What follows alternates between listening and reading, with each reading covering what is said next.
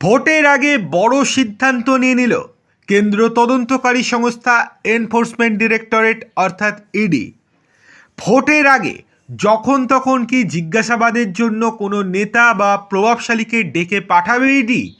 এবার সেই সিদ্ধান্তই নিয়ে নিল এনফোর্সমেন্ট ডিরেক্টরেট। গতকাল ত্রৈমাসিক বৈঠক ছিল আসামে এবং সেখানে একটা বড় সিদ্ধান্ত নিল এনফোর্সমেন্ট ডিরেক্টরেট। তলবের নোটিশ পাঠানো ঘিরে কোর্টে একের পর এক ধাক্কার পরিপ্রেক্ষিতে এবার সতর্ক কেন্দ্র তদন্তকারী সংস্থা। গুয়াহাটিতে ইডি ত্রৈমাসিক সম্মেলনে বা বৈঠকে সংস্থার আধিকারিকদের উদ্দেশ্যে একটা নির্দেশ জারি করেছেন ইডির প্রধান রাহুল নবীন। যে কোনো মামলার তদন্তে ইডির দীর্ঘসূত্রিতা নিয়েও বিভিন্ন সময় প্রশ্ন উঠেছে। গুয়াহাটিতে ত্রৈমাসিক সম্মেলনে দীর্ঘদিন যাবৎ চলা তদন্ত দ্রুত শেষ করার নির্দেশ দিয়েছেন ইডির ডিরেক্টর।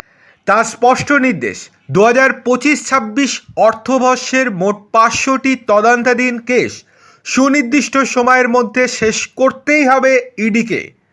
নতুন কেস 1 থেকে 2 বছরের সময়সীমার টার্গেট নিয়ে শেষ করতেই হবে।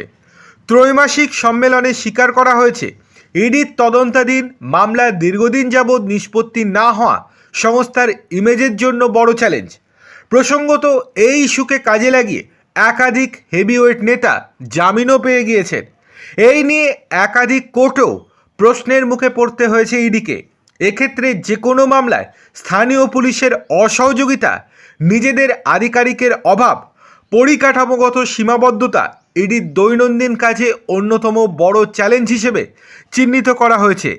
সূত্রের খবর, গত কয়েক মাস আগেই ইডির একটি ডিপার্টমেন্টাল সার্কুলারে জানানো হয়েছিল, ইডির ডিরেক্টরের অনুমতি ছাড়া কোনো আইনজীবীকে তলব করা যাবে না।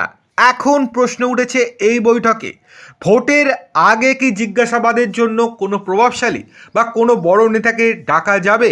ইডি খুবই সাবধান, তবে ইডির ডিরেক্টর পরিষ্কার জানিয়েছেন, তদন্তের স্বার্থে ভোটের আগে যে কোনো প্রভাবশালী বা বড় নেতাকে জিজ্ঞাসাবাদ করা যেতেই পারে। এমনকি তদন্তের স্বার্থে তাদেরকে গ্রেপ্তার পর্যন্ত করা যেতে পারে। এর জন্য যেন ইডি পিছু পা না হয় বা ভয় না পায়।